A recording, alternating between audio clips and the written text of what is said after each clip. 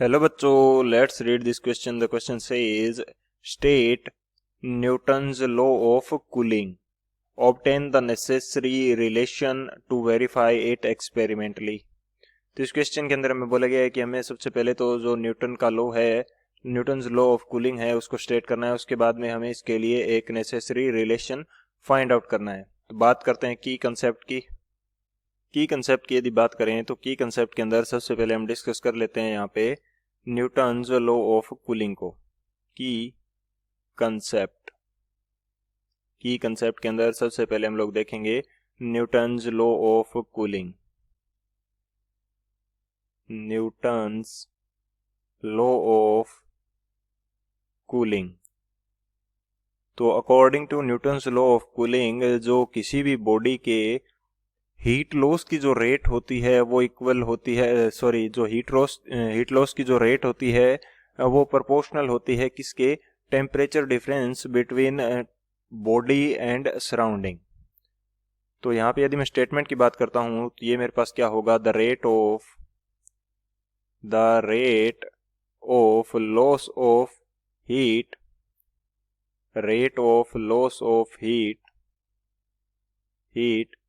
from body is directly proportional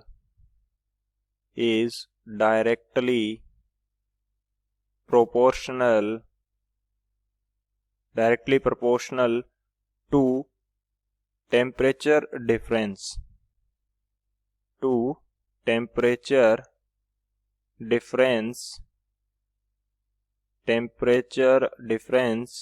between body and surroundings। यानी कि body का जो टेम्परेचर है और सराउंडिंग का जो टेम्परेचर है, उन दोनों के डिफरेंस के डायरेक्टली प्रोपोर्शनल होती है rate of loss of heat. तो यदि मैं बात करूं इसकी मैथमेटिकल रिप्रेजेंटेशन की, तो ये मेरे पास क्या होगा? dt/dt, यानी कि टेम्परेचर जो rate of loss of heat है वो डायरेक्टली प्रोपोर्शनल होगी किसके? डायरेक्टली प्रोपोर्शनल के लिए हम एक सिंबल यूज करेंगे डायरेक्टली प्रोपोर्शनल का। वो होगी किसके? Temperature difference. बॉडी का टेम्परेचर यदि T है एंड जो हमारे पास सराउंडिंग का टेम्परेचर है उसको मैं बोल देता हूँ TS, तो ये इसके डायरेक्टली प्रोपोर्शनल हो जाएगी। जब प्रोपोर्शनलिटी का हम सिंबल हटाएंगे तो हमारे पास एक कांस्टेंट आएगा। ये कांस्टेंट हमारे पास क्या होता है? -k। माइनस क्यों यूज करते हैं ये भी हम देखेंगे। तो ये वैल्यू आ जाएगी T-TS। तो ये हमारे पास रहता है न्यूटन्स लॉ ऑफ कूलिंग। अब ये जो हमारे पास नेगेटिव साइन हमने यूज किया है, ये क्यों यूज किया है? क्योंकि जो रेट ऑफ कूलिंग होती है वो टाइम के साथ साथ डिक्रीज करती है। तो नेगेटिव साइन ये शो कर रहा है, negative sign showing that rate of cooling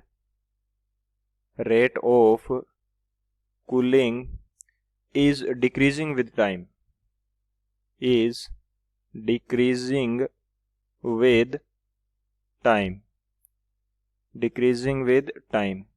क्योंकि जो रेट ऑफ कूलिंग डिक्रीज कर रही है इसलिए हम नेगेटिव साइन यूज करते हैं। तो ये हमारे पास रहता है न्यूटन्स लॉ ऑफ कूलिंग। अब इसके लिए नेसेसरी रिलेशन फाइंड आउट करते हैं सॉल्यूशन के अंदर। अब यदि बात करें हम लोग सॉल्यूशन की, तो सॉल्यूशन हमारे पास क्या होगा? जो न्यूटन्स लॉ ऑफ कूलिंग है ये किसका डेरिवेटिव है? ये डेरिवेटिव होता है स्टीफन बोल्ट्जमान लॉ का। Newton's law of cooling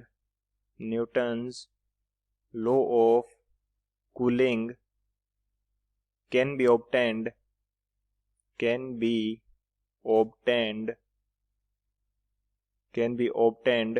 from Stefan Boltzmann law. इस लॉ से हम इसको फाइंड आउट कर सकते हैं। अब स्टीफन बोल्ट्जमान लॉ जो होता है वो क्या कहता है? उसका जो मैथमेटिकल रिप्रेजेंटेशन है वो हमारे पास क्या है? E is equal to sigma E into T4 minus TS4। ये क्या कहना चाहता है कि यहाँ से जो हमारे पास जो रेडिएशन एमिशन की जो पावर है, यानी कि कितना एमिशन पर यूनिट एरिया हो रहा है किसी बॉडी से, उसकी जो पावर है वो इक्वल होती है किसके, टेम्परेचर की पावर 4, यानी कि टेम्परेचर ऑफ बॉडी उसकी power 4 minus temperature of surrounding उसकी पावर 4। इन दोनों के डिफरेंस के डायरेक्टली प्रोपोर्शनल होता है। यहाँ पे कांस्टेंट यूज होता है सिग्मा। सिग्मा हमारे पास क्या है, स्टीफन कांस्टेंट।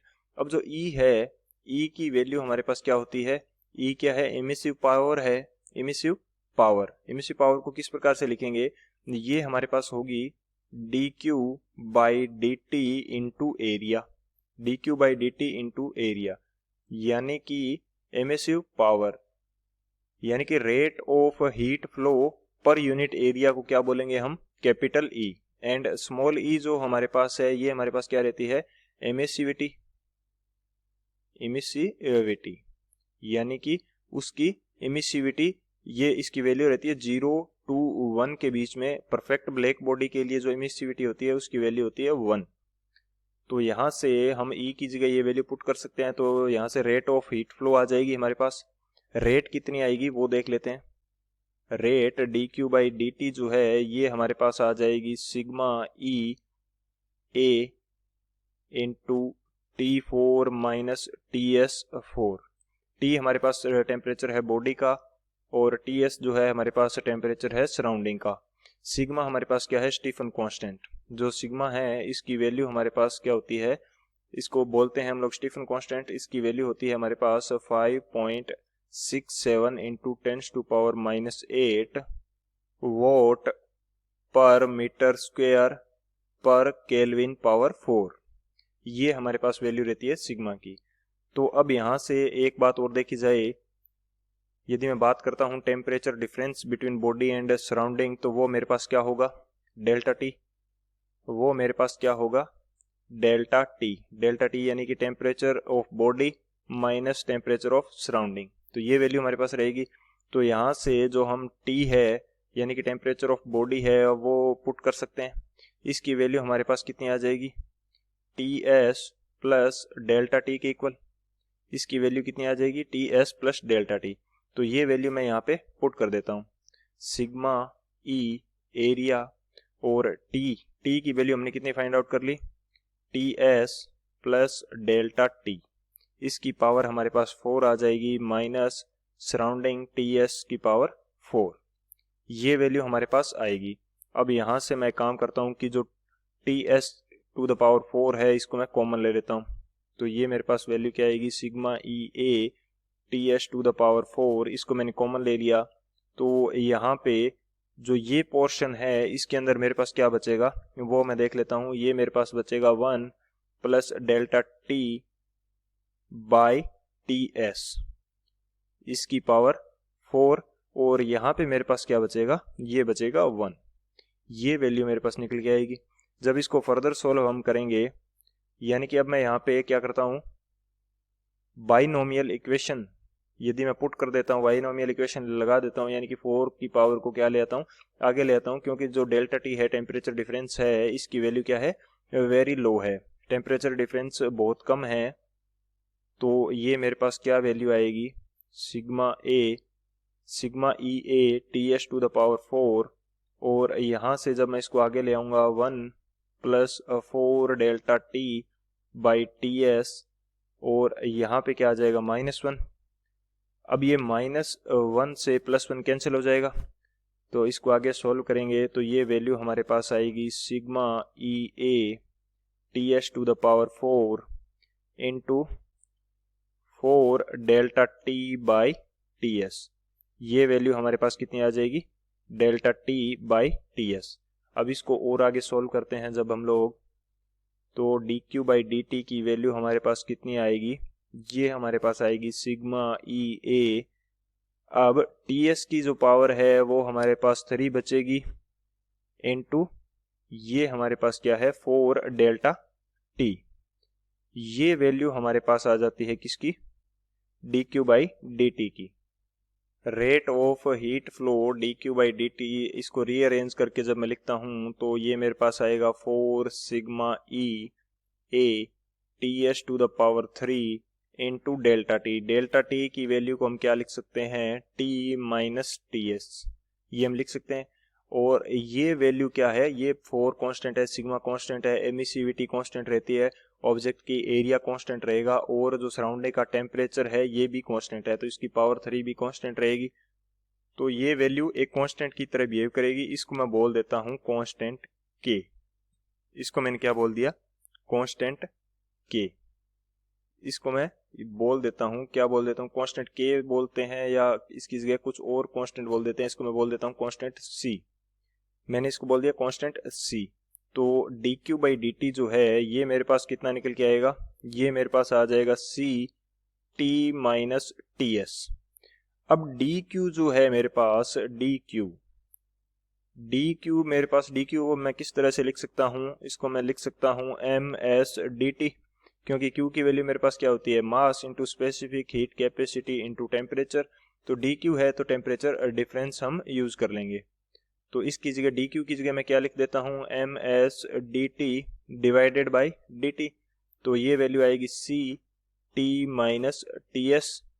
तो यहां से जो रेट ऑफ कूलिंग या रेट ऑफ हीट लॉस आएगी D T by D T which is equal to C by M S into T minus T S. अब ये जो सी हमारे पास कांस्टेंट है, मास कांस्टेंट रहेगा, और एस जो स्पेसिफिक हीट कैपेसिटी होती है ऑब्जेक्ट की वो भी कांस्टेंट रहती है। तो यहाँ से जो रेट ऑफ हीट लॉस आएगी वो हमारे पास कितनी आ जाएगी, इस पूरी वैल्यू को मैं बोल देता हूँ, इस पूरी वैल्यू को मैं क्या बोल देता हूँ, कांस्टेंट के। इस पूरी वैल्यू को मैं कांस्टेंट के बोल देता हूँ। तो ये मेरे पास आ जाएगा टी माइनस टी एस।